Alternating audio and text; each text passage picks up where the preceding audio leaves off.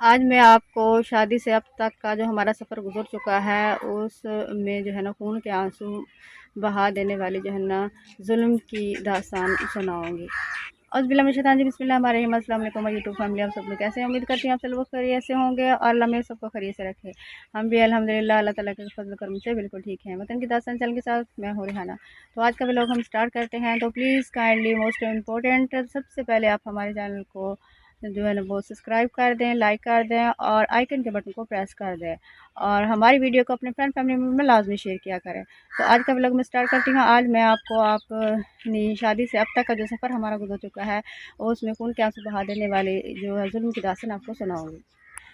फिर बस हमारी शादी को तकरीबन 8-9 साल हो गए हैं और उस वक्त से इस आदमी का लड़ाई झगड़ा इसी तरह चल रहा है। हमारी शादी को तकरीबन 2-3 दिन ही हुए थे, उस वक्त से इस आदमी का ये बिहेवियर है और ये मेरे हाथ से ना कुछ खाते थे ना पीते थे। हाँ, इनको नाश्ता देने के लिए जो बहन मेरी जो नंदे तैयार करके देती थी इसका नाश्ता दे, मैं जैसे देने के लिए इनको जाती थी तो ये मुझे भी कमरे से बाहर निकाल देते थे, कहते थे तुम जाओ, तुम मेरे खाने पीने को नज़र लगा दोगी। मैं पता नहीं इस तरह के अजीब से माइंड के वो आदमी थे। मेरे हाथ से पानी भी पीना पसंद नहीं करते थे। और जैसे मैं काम करने के लिए कोई बैठती थी तो जैसे झाड़ू देने के लिए, आटा गूँथने के लिए या कोई भी बर्तन धोने, कोई भी काम करने के लिए बैठती थी, ये ठुड्डा मार के मुझे गिरा के फेंक के चले जाते थे। मुझे मैं ये फ़ील कर रही थी मैं क्या ये मुझे इंसान भी नहीं समझते, ये किस तरह मेरे साथ बिहेव कर रहे हैं। मैं चुप कर जाती थी, ज़ाहिर है रिश्ता भी तो निभाना होता है ना। तो फिर ज़ाहिर लोग भी तो बातें करते हैं कि नई नई शादी हुई, क्या मसला, ये घर क्यों आकर नाराज़ होकर बैठ गई माँ बाप पे। तो मुझे ऐसी बातें अच्छी नहीं लगती। ज़ाहिर मैं एक पढ़ी लिखी लड़की थी और मैंने यही माइंड में अपने सोचा हुआ था मैंने घर बसाना है अपना। और व्यूअर्स इसके साथ ही वो रोज़ का इसका मारना पीटना होता था, रोज़ का मारना पीटना, लड़ाई झगड़ा करना और बात बात पे मुझे यही कहते थे मैं तुम्हें तलाक दे दूँगा, तुम तलाक करो, तुम तलाक हो जाएगी, ये वो हर बात पे उसके यही अल्फाज होते थे और ये अल्फाज मुझे जहर की तरह काटते थे अंदर से कि हालांकि इस्लाम में ऐसी तलाक का नाम लेने को भी गुनाह जो है ना करार दिया गया और ये ऐसे अल्फाज मुँह से निकालते हैं। दूसरा वो बहुत ही सख्त तबीयत का इंसान है, जिस तरह कहें कि एक जंगल में जैसे खूंखार खौफनाक जानवर होता है शेर, हो जैसे वो धाड़े मार के चीखता है इस तरह उसका चीखने की आवाज़ें आ रही होती हैं, लड़ने की आवाज़ें आ रही, इतना वो जालिम इंसान है। अगर मैं आपको बताऊं तो आप कहेंगे इस तरह का जालिम इंसान है। और जैसे वो धाड़े मार के चीखता है शेर की तरह उस घर में, और वो उसकी आवाज़ अगर रात को मेरे कान में आती थी ना, गूंजती थी, तो मैं जो है ना मैं अचानक से मेरी आँख खुल जाती थी डर की वजह से। इस तरह का वो जालिम इंसान है और अपने बच्चों पे इस कदर जुल्म करता था ना, बहुत ही ज़्यादा। तो अगर मैं इस तरफ चलेगी तो हमारा जो ब्लॉग है ना वो बहुत बड़ा लंबा हो जाएगा, इसलिए मैं जो है ना अब अपने बारे में ही बताती हूँ कि मेरे साथ भी बहुत सख्त बिहेव करते थे वो, लेकिन केयर भी बहुत करते थे।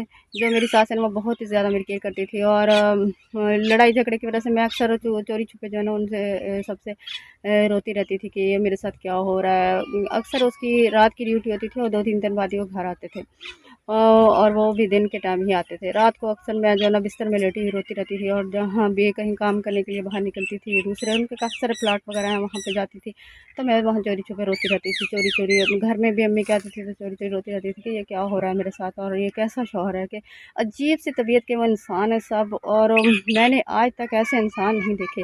अजीब उसकी जो है ना एक्टिविटीज़ हैं, अजीब ही तरह का वो बिहेव करते हैं और मुझे तो बिल्कुल डिफरेंट लगे हैं आम इंसानों से।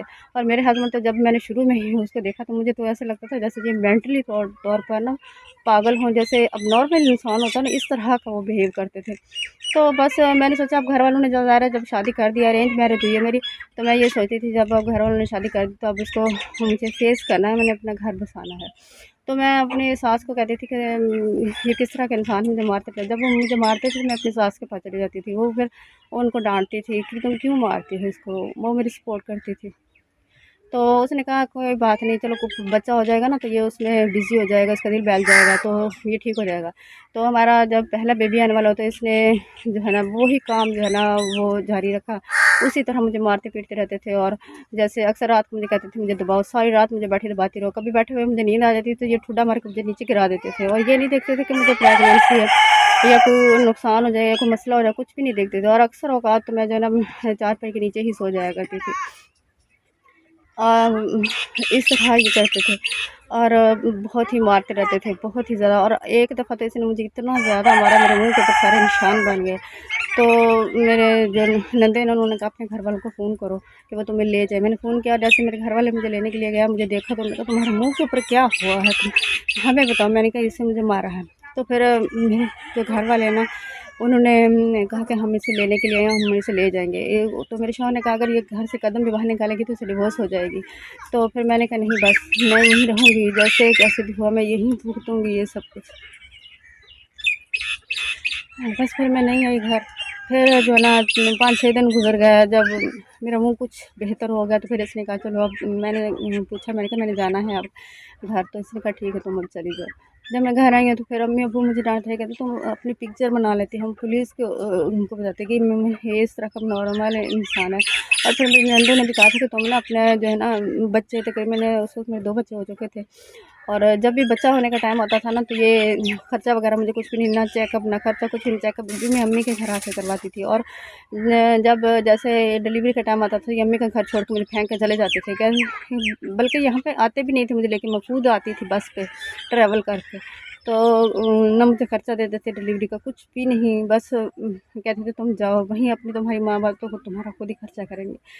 तो फिर मैं आ जाती थी और इस तरह जो है ना मैंने अपनी लाइफ गुजारी है। और फिर जब मैं आई हूँ, जब इन्होंने मुझे मारा तो फिर मैं जो है ना आई हूँ, तो उस वक्त मेरी नंदों ने कहा कि तुम चली जाओ अपने घर, ये तुम्हें नुकसान पहुँचाएगा, तुम्हें मार भी सकता है, तुम्हारे बच्चों को भी मार सकता है, कुछ भी कर सकता है ये इंसान, ये इस तरह का ज़ालिम इंसान है। फिर मैं वहाँ से आ गई। घर वालों ने भी कहा, घर वालों ने कहा अब दोबारा तुमने वहाँ नहीं जाना। फिर एक दफ़ा मुझे लेने के लिए तो मेरे घर वालों ने कहा कि अगर ये वहाँ जाएगी तो हाँ हमारे साथ तो कोई तलक वास्ता नहीं होगा। तो मैं और फिर अब क्योंकि मैं यहाँ रहती हूँ, यहाँ पर भी आते हैं तो यहाँ पर भी आके बहुत ही ज़्यादा मुझसे लड़ते रहते हैं, इतना बैड बिहेव करते हैं। और अभी भी जो है ना अम्मी अब्बू को बताती हूँ कि ये इस तरह का मेंटल इंसान से आपने मेरी शादी करनी थी।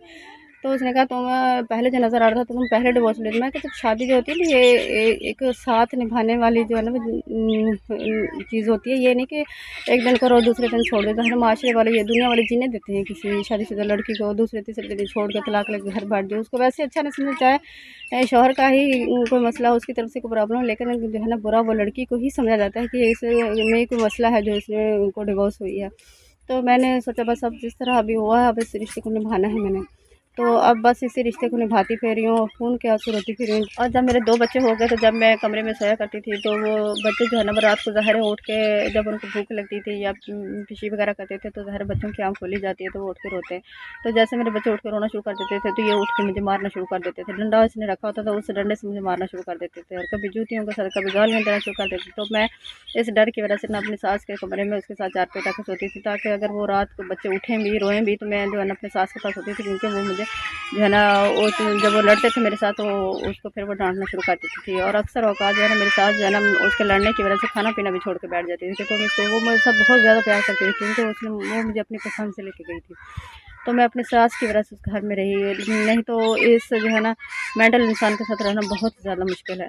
तो अब ये है मेरी जुल्म की दास्तान जो आज तक मैं फेस करते आ रही हूँ और खून के आंसू रोती आ रही हूँ। और अब भी जब मेरे साथ वो ऐसा करते हैं तो मैं चुप चुप कर रोती हूँ कि ये मेरे साथ क्या हो रहा है।